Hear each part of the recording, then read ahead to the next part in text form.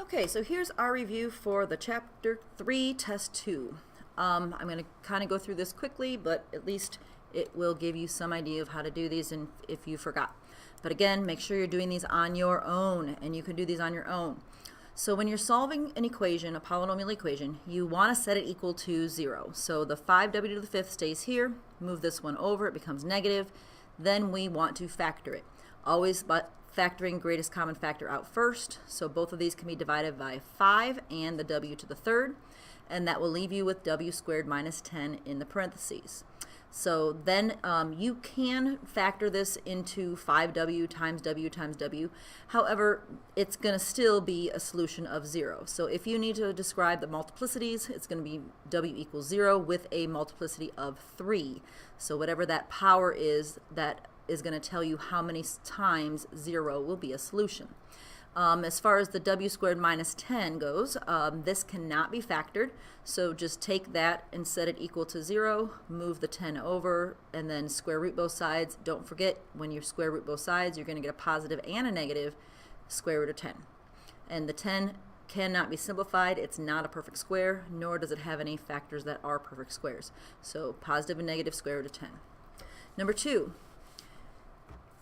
you've got again, this was supposed to be a squared. If on your paper you don't have a squared there, change it.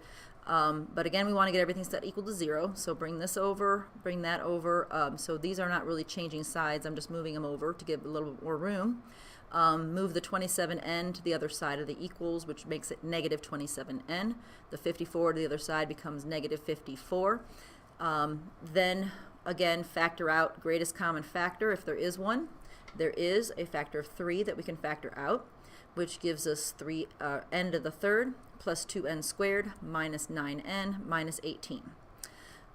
Then, since there are 4 terms, we're going to try to factor that by grouping. And this one actually can be factored by grouping. The first 2 terms you can factor out a n squared, leaving you with n plus 2. The second 2 terms you can factor out a negative 9, again giving you n plus 2. So now again, if you think of this as one term and think of this as another term, what do both have in common? The n plus 2. So you factor that out, leaving you with n squared minus 9 together in the other factor. So the n squared minus 9, we could at this point set that equal to 0 and solve, or you can factor it into n plus 3 and n minus 3. This 3 here that we factored out front does not have a variable, which means it does not have a solution. But if we set this factor equal to 0 and solve, we would get n equals negative 2. If you set this little factor equal to 0 and solved, we would get n equals negative 3. And if we set this one equal to 0, we get n equals positive 3. So we have 3 solutions, negative 2, negative 3, and positive 3. And the degree here should tell you does also tell you the number of solutions that you should have. Number 3. So in number 3, again, you want to get it equal to 0. So we're going to move that negative 2x squared to the other side of the equals, which is going to make it positive. Factor out a 2 and an x squared from all 3 terms. Now, what you're left with then is x squared minus 2x plus 1. So even though we factored out 2x squared, you still have to have a 1 here so that if you multiplied it back together, it would equal what you started with. So again, this 2x squared, optional whether or not you want to factor that in 2x and x. You could just say x equals 0 with a multiplicity of 2 because it's to the second power. And then this trinomial can be factored into x minus 1 and x minus 1, which gives you a solution of 1 with a multiplicity of 2. So again, if we were confused about the factoring, think of 2 numbers that multiply together to equal 1 that add up to 2. The signs have to be the same, but they're both going to be negative. So the negative 1 times the negative 1 is a positive 1, but the negative 1 plus the negative 1 is a negative 2. So this, if we did multiply this back together, it would equal what we started with. Alright, so that's, again, we would have 4 solutions, should have 4 solutions, and with our multiplicities, we do have 4, because 0 is a solution of 2 of the factors, 1 is also a solution for 2 of the factors. Moving on now to number 4. In number 4,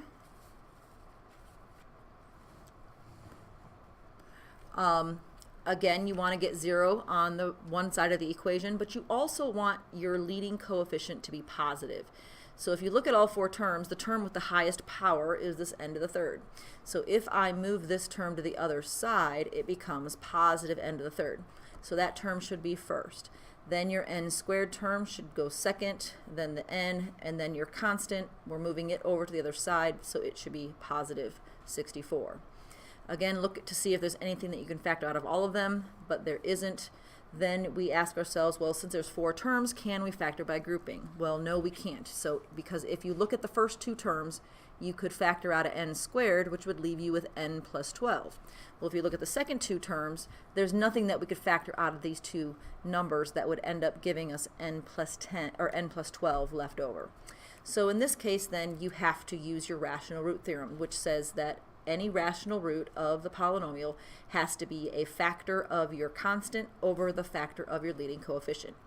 Since your leading coefficient is just 1, anything divided by 1 is just going to be itself, so it's really only the factors of 64 that you need to look into. So you're going to guess and check, and you're going to try different numbers until you find one that gives you and you're using synthetic division, because you do need these numbers down here to give you the other factor.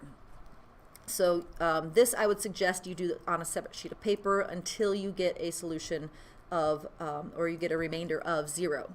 So I had tried 1, I tried -1, tried a few different things, but then -4 ended up working, and -4 is a factor of 64. Don't forget your coefficients are what makes up the numbers in your first row here, and if you're missing any terms, you have to put a 0 in.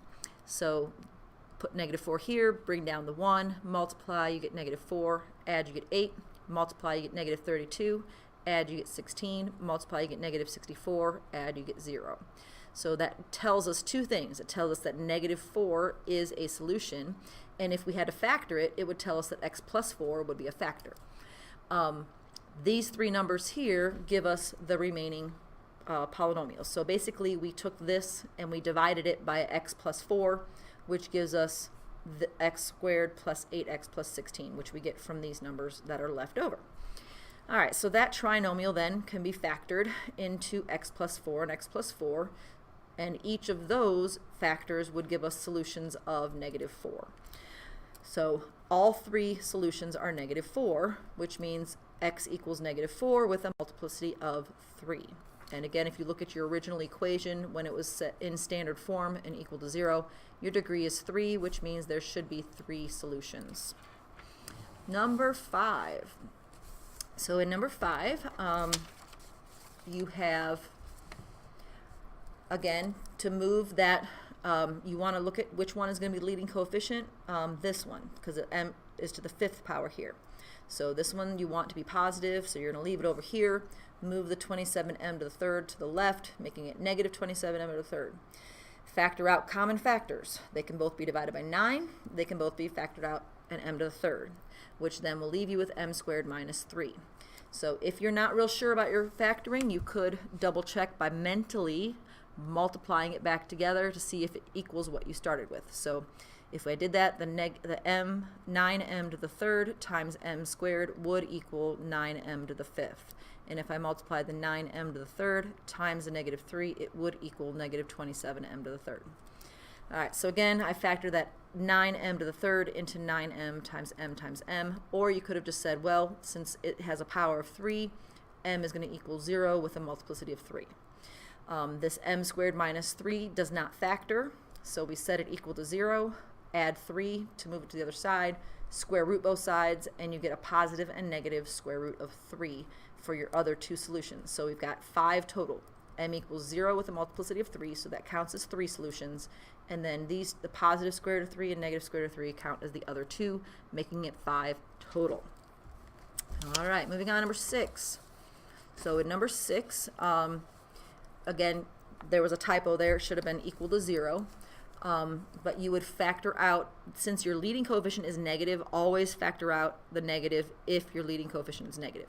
But there's also other things you can factor out, the 4 and an x squared. So once you factor out that -4x squared, you'll have x squared minus 2x minus 15 left over. So basically you're dividing each of these terms by a negative 4x squared, which is going to change all their signs also.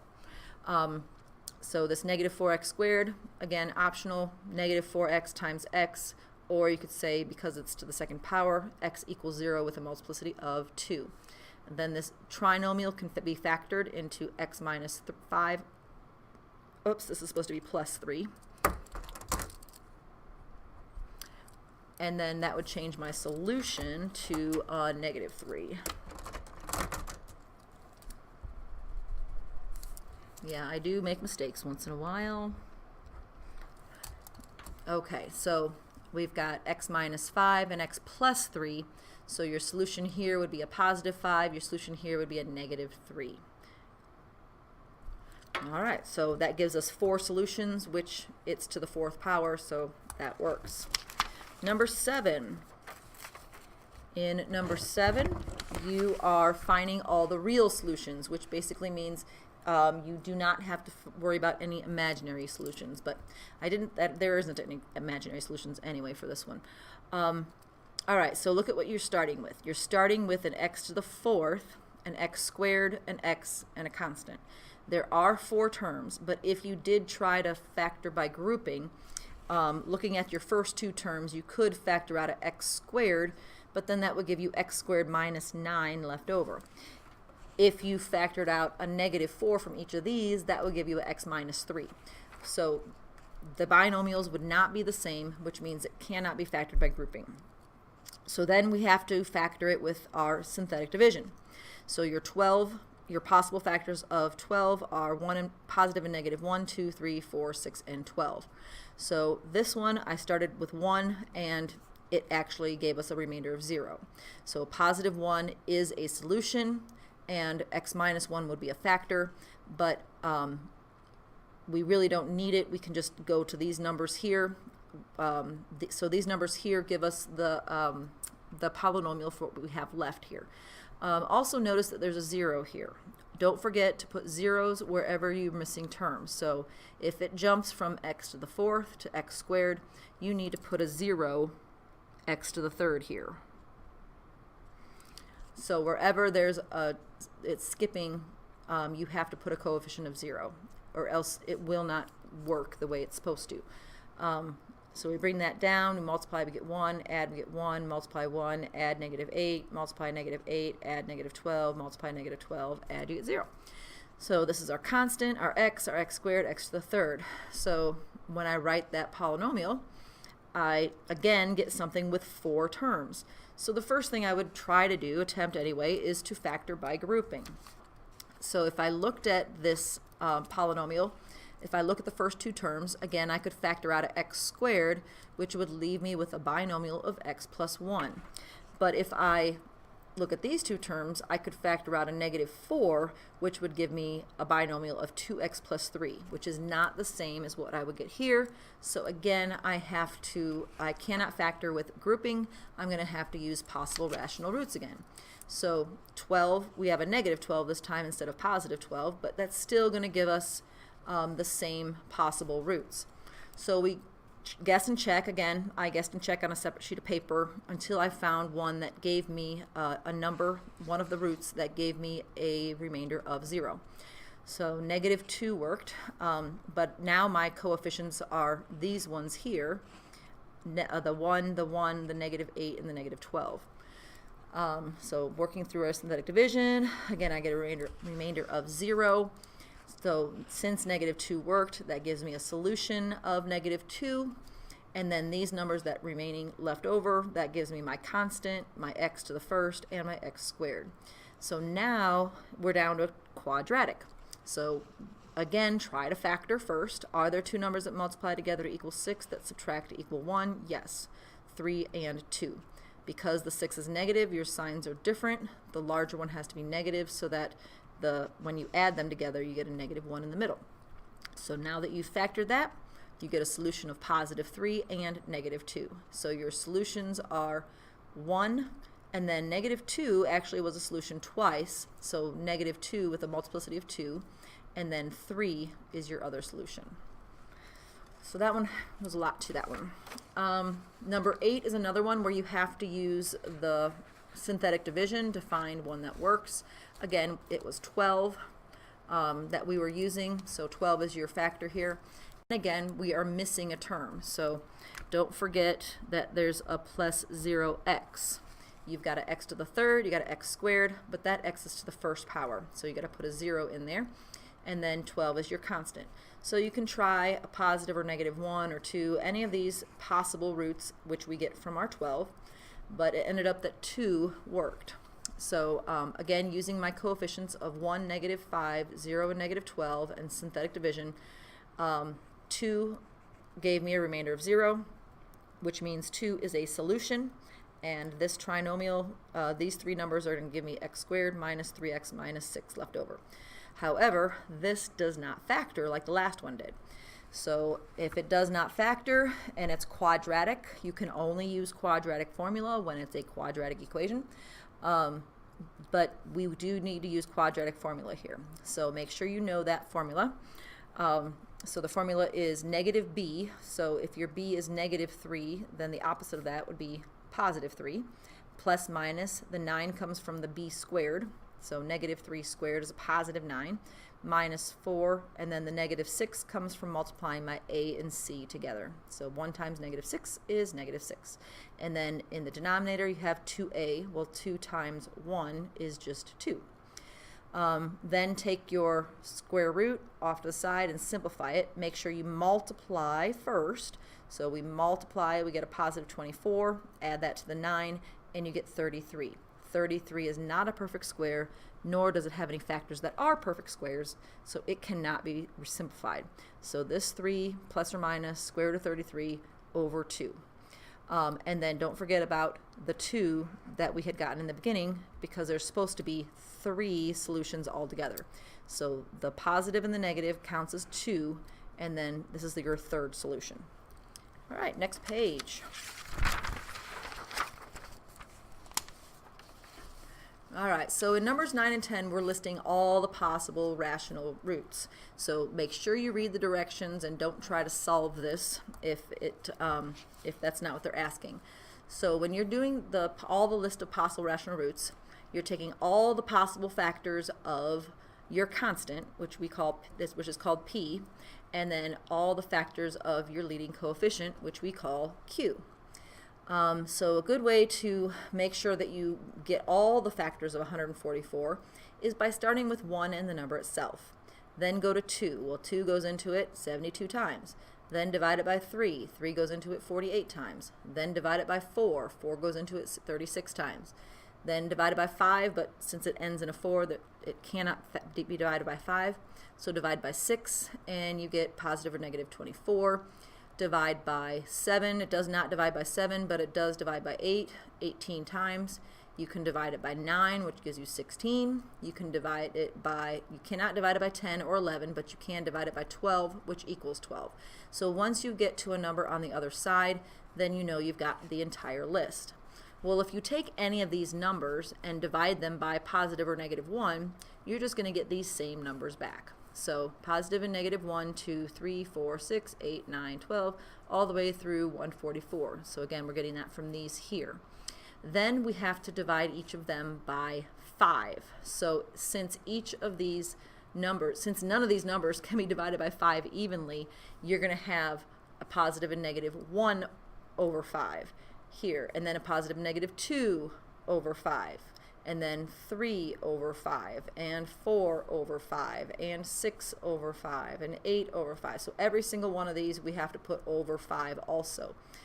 So 16 over 5, and 18 over 5, and 24 over 5, 36 over 5, 48 over 5, 72 over 5, and 144 over 5. So there's a lot of possible rational roots, but that would be your entire list. Number 10 isn't quite as long because some of these numbers can be divided by 2, which is our leading coefficient. So, but again, take your 120, make a list starting with 1 and the number itself, 2 and 60, 3 and 40, 4 and 30, and so on. Once you get to a number on the other side, then you know your list is complete. If I take any of these values divided by our positive or negative 1, you're going to get these same values back. So this list here now is just in order, but it's these numbers here: 1, 2, 3, 4, 6, 5, 6, 8, 10, all the way up to 120. So, but I put them in order. Well, the next thing you need to do then is divide each of these by 2. Well, 1 over 2 would be 1/2, which is not already in the list, so we have to add it to our list. But then if you take 2 divided by 2, you get 1, and 1 is already in the list, so we don't have to write it again. 3 over 2 would be positive and negative 3/2, so you got to add that one to the list. 4 divided by 2 is equal to 2, which is already there. 5 divided by 2 is going to be 5/2. 6 divided by 2 is 3, which is already there. 8 divided by 2 is 4. So basically all of your even numbers, when you divide them by 2, is already going to be in the list. So it's really just the odd numbers, like 1, 3, 5, and 15, when you divide them by 2, that you'll get additional possible rational roots. So there was only 4 more that you had to add to the list. All right, moving on. Number 11. Ooh, I don't know what that is. Let's turn that around. All right, so you are writing a polynomial function. Be careful of the directions. It says of f, so your function should be named f of x equals, and it's of least degree, so there's no extra x's that we're multiplying together, and its leading coefficient is 1. So if we were writing an equation, our a value in front would be 1. But it's telling us, so really all we have to do to figure out what this polynomial function is that has a least degree and a coefficient of 1, is to take each of our roots, write them as factors, and then multiply it out. So you have a whole number here. The negative 2 does not have a conjugate. So negative 2 has a factor of x plus 2. Then you would take x minus the next root that's given to you, which is 1 plus 2i. And then you would, since you have a 1 plus 2i, you have to have another factor of 1 minus 2i. So that's called a conjugate, and you can't have one without the other. So then this will be x minus, and then this factor here, or not factor, root. So now the next thing you would do is distribute the negative and simplify this parentheses. So the x minus minus 1, and then negative times positive is minus 2i. X negative times 1 is negative 1. Negative times negative is positive 2i. So this is a trinomial, and this is a trinomial. And then I'm going to multiply it together here. So the x minus 1 minus 2i is here. The x minus 1 plus 2i is here. Then we multiply the x times each of these, which gives us x squared minus 1x. And then that was a positive 2xi. But it gets canceled out in a minute. That's why it's crossed out. The negative 1 times x, so negative 1 times each of these would give us negative 1x. Negative times negative is positive 1. Negative 1 times positive 2 is negative 2i. And then we take your negative 2i times each of these. So the negative 2i times x is negative 2xi. Negative 2i times negative 1, positive 2i. Negative 2i times a positive 2i is a negative 4i squared. Now, I squared can be rewritten or simplified because I squared equals negative 1. So when you take that negative 1 times a negative 4, you actually get a 4 here. So this term here reduces or simplifies to just a positive 4. And then the positive 2xi and the negative 2xi cancel. The negative 2i and the positive 2i cancel. So when you're putting this together, it's going to create x squared. Negative 1x and negative 1x is negative 2x, and then the 1 and the 4 together give you 5. So that's the polynomial you get when you multiply these two things together. Then multiply by the x plus 2. So x times each of these will be x squared minus 2x squared, or x to the third minus 2x squared plus 5x, and then 2 times each of them will be 2x squared minus 4x plus 10. And then rewrite it now. Don't forget to put your f of x equals in front. The x to the third is brought down first. We cancel out the x squareds, combine your x's, and you get 1x, and then plus 10. So that's your final polynomial equation. All right, the next one, instead of an I, we have a square root, or what we call an irrational number. So an irrational number has a conjugate of 2 plus square root of 3. The whole number 3 does not have a conjugate, so we'll just have an x minus 3 there. And then x minus that root, 2 minus square root of 3, and then x minus this conjugate root, which is 2 plus square root of 3. Remember, you can't have one without the other. Distribute the negative, so I get x minus 2 plus square root of 3. Distribute the negative here, x minus 2 minus square root of 3. Multiply those two trinomials together. I like to use a table, so I put the x minus 2 plus square root of 3 here, and then the x minus 2 minus square root of 3 there. Then multiply your x times each of these, which gives you x squared minus 2x minus the square root of 3x. Then your negative 2 times each of them, which gives you a negative 2x, positive 4, and a positive, whoops, that should be a positive, negative 2 times a negative square root of 3 should be a positive 2 square root of 3. And then multiply your positive square root of 3 times each of them. So positive square root of 3 times x is positive square root of 3x.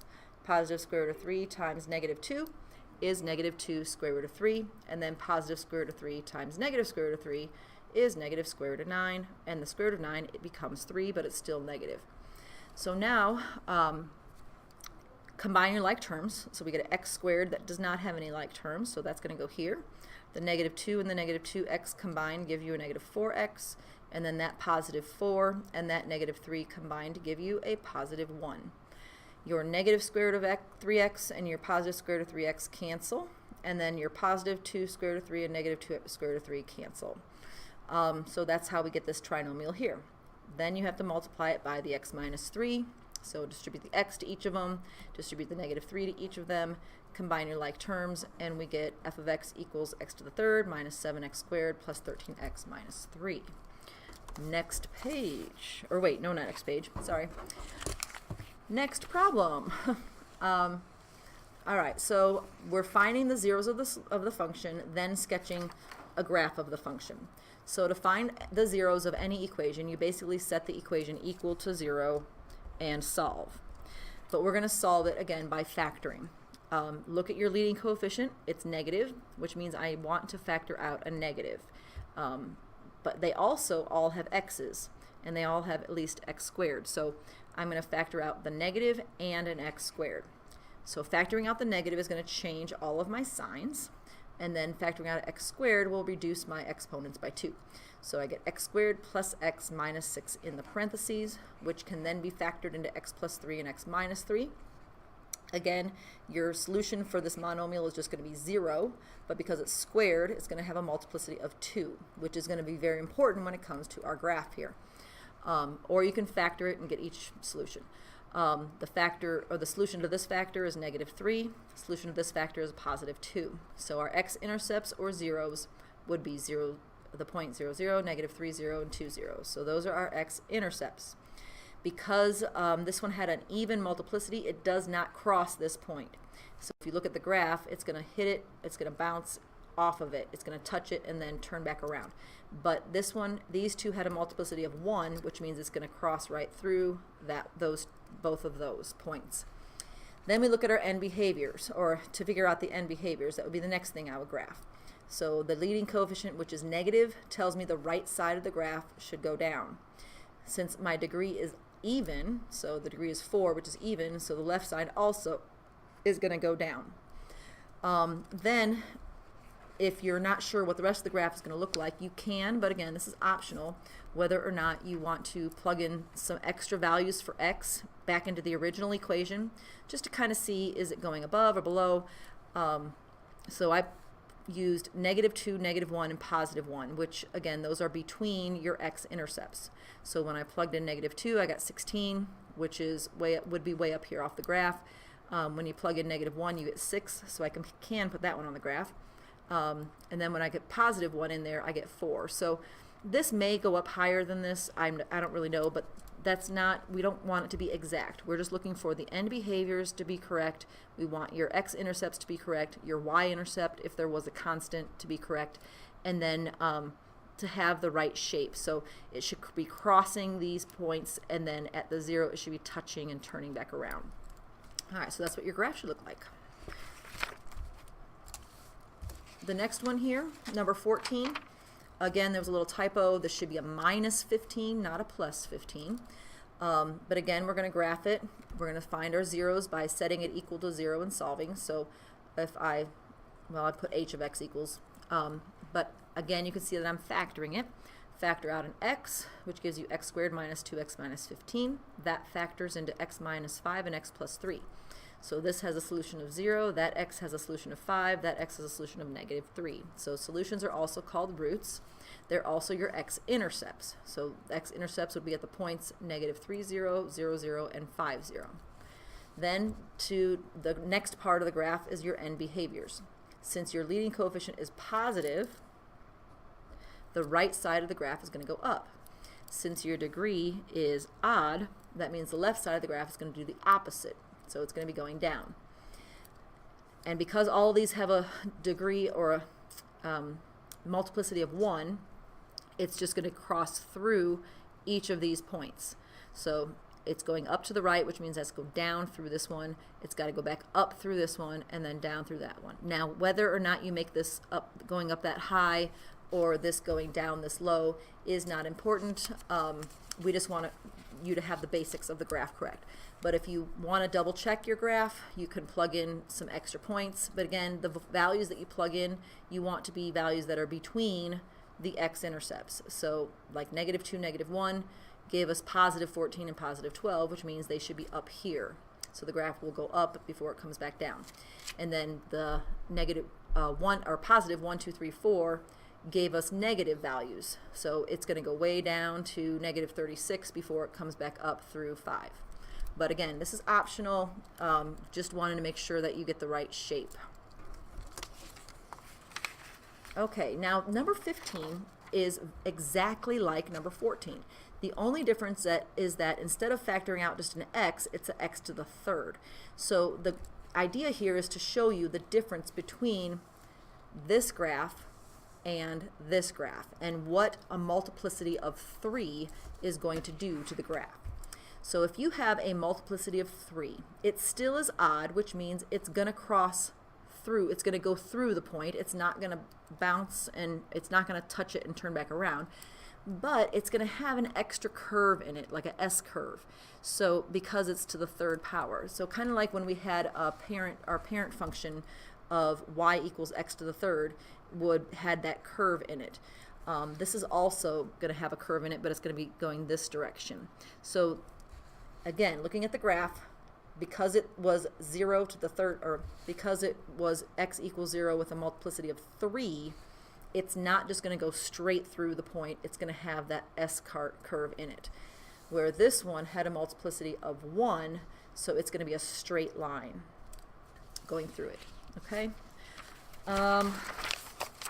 All right, so the next problems, we are describing the transformations. You should be very familiar with these by now. But the negative in front is a reflection over the x-axis. The 1/4 inside is a horizontal stretch by a factor of 4. The 10 at the end is a vertical translation up 10 units.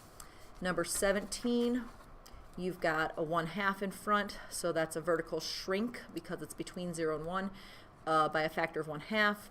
The 5 that's being multiplied on the inside is a horizontal shrink. So even though it's 5, when it's on the inside, we have to do the reciprocal, which is 1/5. In fact, multiplying by 1/5 is going to make those x values shrink or get smaller. Then you've got an x minus 2 on the inside, so that 2 is a horizontal translation right 2 units. So again, when it's on the inside, think opposite. So your h value would actually, the horizontal translation would be a positive 2, so it's going to the right 2. Okay, almost done here. No, we got a whole nother page. All right, forget that. So there's 2 things in the directions here. Number 1, identify the number of solutions, and number 2, find all the solutions of the equation. So we have a degree of 3, which means there are going to be 3 solutions. So in order to find all 3 solutions, you have to factor this. Well, this is a difference of cubes. So when you factor a difference of cubes, it factors into a binomial and a trinomial. The binomial sign, the next thing I would set up is after I set up my binomial and my trinomial, put the signs in. So the first sign is always the same as what you have here. The next sign is always opposite, and the last sign is always positive. So we use the acronym SOAP, same, opposite, always positive. To get the x and the 5, you take the cubed root of your first term. So the cubed root of x to the third is x. The cubed root of 125 is 5. Then you take that x and square it, which would go here. Then in the middle, you multiply your a and b value together. So the formula, I didn't have it written on here, but your formula is a minus b, a squared plus ab plus b squared. And you will not be given those formulas, you have to know them. But the a is basically x. It's the cubed root of your first term. The b is 5 because it's the cubed root of your second term. Then you take your a value and square it. Well, if a is x, x squared is just x squared. Then we multiply the a and b together. So again, a is x, b is 5, so when you multiply them together, you get 5x. Don't worry about the signs are already taken care of in the formula. Then your last term is your b squared, so the 5 squared is 25. So we do get one easy solution. The factor of x minus 5 has a solution of 5. But then this trinomial cannot be factored, meaning you have to use the quadratic formula to solve it. So your a is 1, b is 5, c is 25. So negative b, or opposite of b, is going to be negative 5 plus minus square root b squared. So 5 squared is 25 minus 4ac gives you 25 also. Multiply before you subtract from the 25. So when you multiply, you get 100. 25 minus 100 will be negative 75. That can be factored into square root of 25, square root of 3, and square root of negative 1. The square root of 25 is 5. That square root of 3 cannot be simplified. The square root of negative 1 is I. So when we put that back with the negative 5 plus minus 5 square root of 3i all over 2. So that's our 3 solutions. Next one. Again, look at your degree to state how many solutions. So there should be 6 solutions total. It's already equal to 0, so then we're going to go ahead and start factoring. You can factor out a z to the 4th, which means there's going to be 4 solutions of 0, or z is going to equal 0 with a multiplicity of 4. So that counts as 4 of your solutions. And then when you factor out the z to the 4th, you get z squared plus 5z minus 14. That's going to factor into z plus 7 and z minus 2. So that gives you solutions of negative 7 and positive 2. So 0 is a solution 4 times, and then negative 7 and 2 are solutions once. So altogether you have 6 solutions. Okay, number 20. Again, it's already equal to 0. Your degree is 5, which means there will be 5 solutions. You can factor out a 4p squared, which will leave you with p to the 3rd plus 8. So this is another sum of cubes. The last one we had was a difference of cubes, where this one is a sum of cubes. So again, take the cubed root. So a is the cubed root of the first term, p to the 3rd, which is p. b is the cubed root of your second term, which is 8. The cubed root of 8 is 2. So when you're setting up your binomial and your trinomial, this time your signs are going to be plus, which is the same as what you started with, minus, which is the opposite, and this one's always positive. But the p and the 2 are what is going to go in the binomial. Then you take your p squared, put it here, multiply them together, gives you 2p in the middle, and then 2 squared gives you 4 there. So the 4p squared gives you p equals 0 with a multiplicity of 2. So that counts as 2 solutions. This factor gives you a solution of negative 2. That counts as your 3rd. And then this one here, you again have to use quadratic formula. All right, so quadratic formula, your a is 1, b is negative 2, c is 4. So your formula, opposite of b, so if b is negative 2, that's going to be positive 2, plus minus the square root of negative 2 squared, which is 4, minus 4 times ac, 1 times 4 gives you 4 there. Then we're going to simplify this off to the side, multiply the negative 4 and 4 together, which gives you the negative 16. 4 minus 16 is negative 12. We're going to simplify that as square root of 4, square root of 3, and square root of negative 1. The square root of 4 becomes 2, square root of 3 does not simplify, and the square root of negative 1 is I. So now we bring that back. But since you have numbers like 2, that can be divided by 2, you want to separate this. So this is 2 terms in your numerator. Both of them have to be divided by 2. So we can reduce both of them, which gives you 1 plus or minus the square root of 3i as your final simplified answer. And that's 2 more solutions. So we've got 2 solutions here, 1 there, 2 there, which gives us 5 total. All right, the next one we have, number 21. Again, there was a typo. This should have been x to the 3rd, and this should have had a minus 36x after it. We want to, if we look at the original equation, it is not in standard form. So in case you see something that's not in standard form, put it in standard form. Put the x to the 4th first, then the 4x to the 3rd, then the minus 9x squared, then the negative 36x last. There's nothing that we can, oh, actually there is something we can factor out of all of them, an x.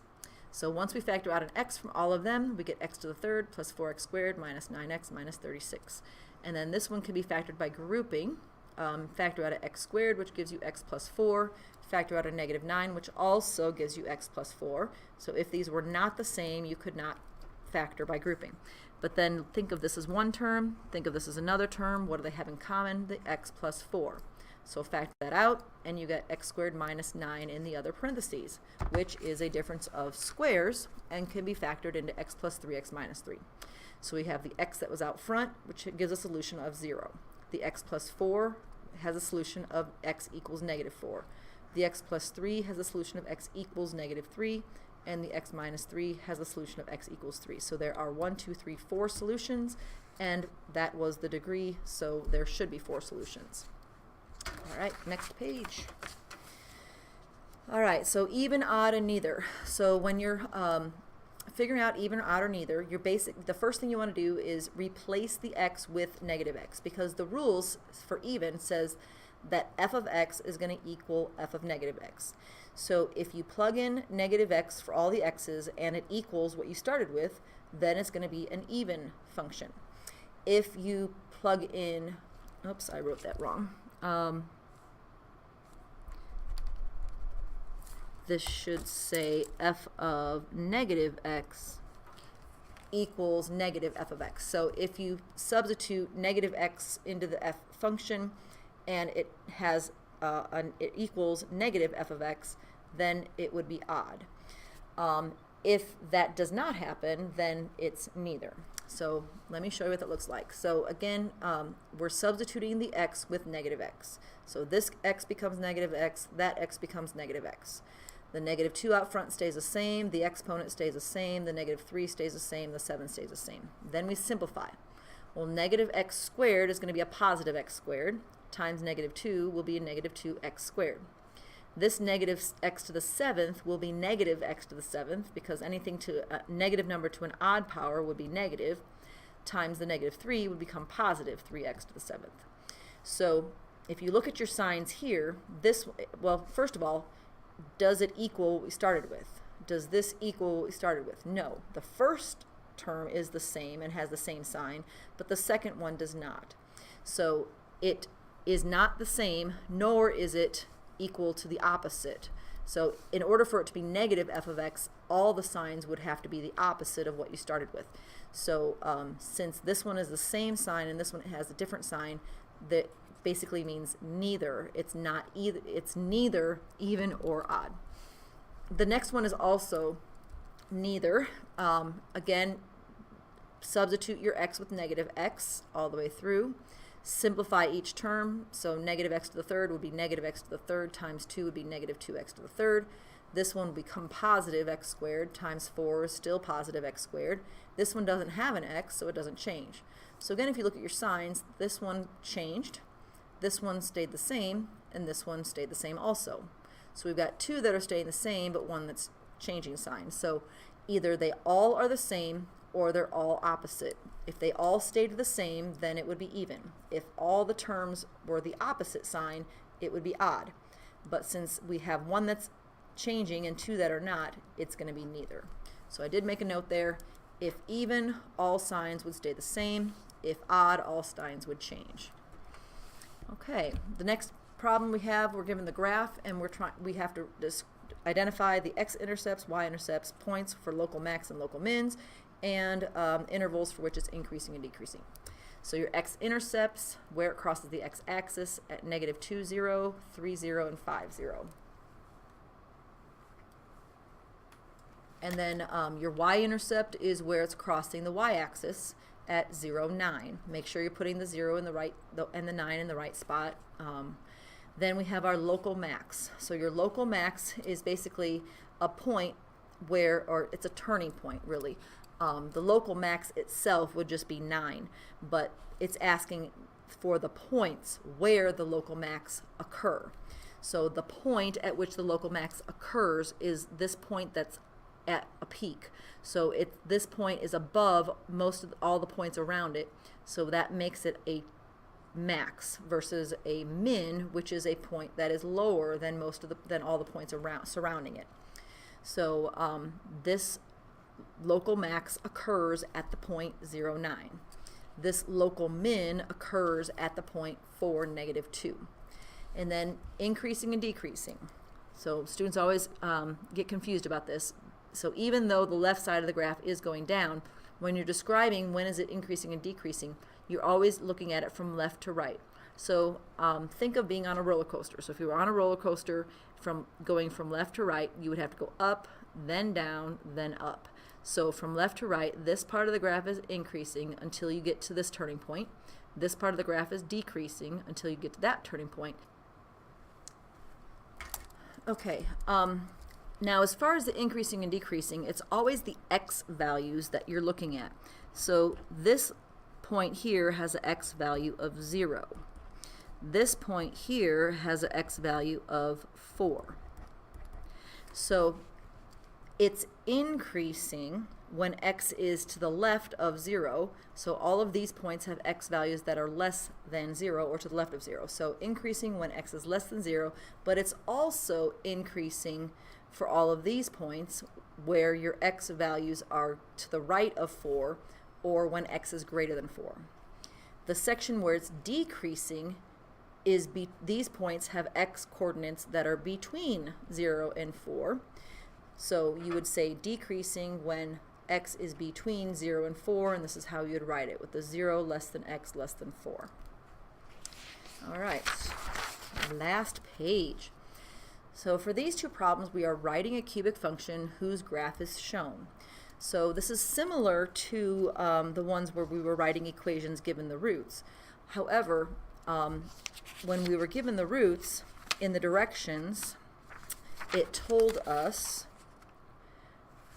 in the directions right here to write a polynomial of least degree that had a leading coefficient of 1. So we didn't have to worry about our a value. Well, here we do. They're not telling us that our leading coefficient or our leading coefficient is 1. So we don't know what the leading coefficient is going to be. So when you're setting up these equations, writing a cubic function, set it up just like when we were writing an equation of a quadratic in intercept form, where you had y equals a, and then you would put x minus p, x minus q, but we have 3 different x-intercepts here. So we've got an x-intercept at -1, which means we have a factor of x plus 1. We have an x-intercept at +1, which means we have a factor of x minus 1. We have an x-intercept at 3, which means we have a factor of x minus 3. So that's our equation minus the a value. So we need to figure out what the a value is. Well, that's where this additional point comes in. So this additional point is going to give us an x and a y coordinate that we can temporarily plug in to our equation. So the y coordinate is 3, your x coordinate for each of them is 0. Then if we simplify each of these parentheses, we will get 1, -1, and -3. Multiply all this together, you get 3a, divide by 3, and we do get a equals 1. But we didn't know that going into it. So now that we know a is 1, we can put 1 in our equation for a, and we've written a cubic function. You do not have to put this in standard form. If the directions told you to put it in standard form, then you'd have to multiply all this out. But it just says write a cubic function whose graph is shown. So we have done that. This is a cubic function for the graph that is shown. Okay, number 26. Number 26, again, you're writing a cubic function, so you're going to have three sets of parentheses here. Your x-intercepts are going to give you your factors, but the a value we do not know because it's not telling us in the directions that our leading coefficient is 1. So we do not know the leading coefficient. But since we have an x-intercept at -2, we have a factor of x plus 2. We have an x-intercept at 1, which means we have a factor of x minus 1. We have an x-intercept at 4, which means we have a factor of x minus 4. Then this point, your x-intercept, you're going to temporarily substitute zeros for your x's and -4 for y so that you can solve for a. So simplify your parentheses, gives you 2, -1, and -4. When you multiply all that together times the a, you get 8a. Divide by 8 and you get -1/2. So the -1/2 now goes in place of a, and you get y equals -1/2, x plus 2, x minus 1, and x minus 4. So that is your cubic equation. All right, 2 more to go. So now the next 2 problems we are using finite differences to determine the degree. So your answer is basically what is the degree of this polynomial function in this table. So we can use finite differences because our x's are increasing by the same amount, so they have to be evenly spaced. And then to figure out your first, second, or third difference and so on, you always subtract right to left. So we take the number on the right minus the number on the left. When it's positive numbers, it's not so bad, but when you start plugging in negative numbers, it gets a little bit tricky. So this one was kind of easy. 63 minus 41 is 22. 41 minus 25 is 16. 25 minus 14 is 11. 14 minus 7 is 7. 7 minus 3 is 4. 3 minus 1 is 2. If these were all the same, it would be a linear function. So when your first differences are the same, it's linear. But if it's not, then we're going to keep going with the first differences. So use these numbers and again subtract right to left. 22 minus 16 is 6. 16 minus 11 is 5. 11 minus 7 is 4. 7 minus 4 is 3. 4 minus 2 is 2. Again, these are not the same. So our second differences, since they're not constant, that means it's not going to be quadratic. If these had all been the same, then it would be a quadratic equation. So we're going to do this one more time. 6 minus 5 gives us 1. 5 minus 4 is 1. 4 minus 3 is 1. So you can see that now the differences are all the same. So since the third differences are equal, the degree is 3. So 3 would be your degree. That's what they're asking for in this problem. They're asking determine the degree. So the degree is 3. But if they asked what type of function it was, you would say cubic, because cubic is a third degree polynomial. And last but not least, again, your x values are all increasing by 2, so you want to make sure that those are evenly spaced or have a common difference. Then we use our y values and subtract, again, right to left. So 32 minus 23 is 9. 23 minus 15 is 8. 15 minus 8, 7. 8 minus 2 is 6. 2 minus a -3. So be careful when you're subtracting a negative. If you're going to use a calculator, that's fine, but make sure you're subtracting a negative and not just subtracting 3, because that you'll get a different answer. So 2 minus a -3 is 5. Then if we subtract again, 9 minus 8 gives us 1, 8 minus 7 is 1, 7 minus 6 is 1, 6 minus 5 is 1. So now we have the same difference. So since the second differences are all equal, that means the degree is 2, making it a quadratic polynomial. And that is the end of our review. Good luck in studying, and we'll see you tomorrow.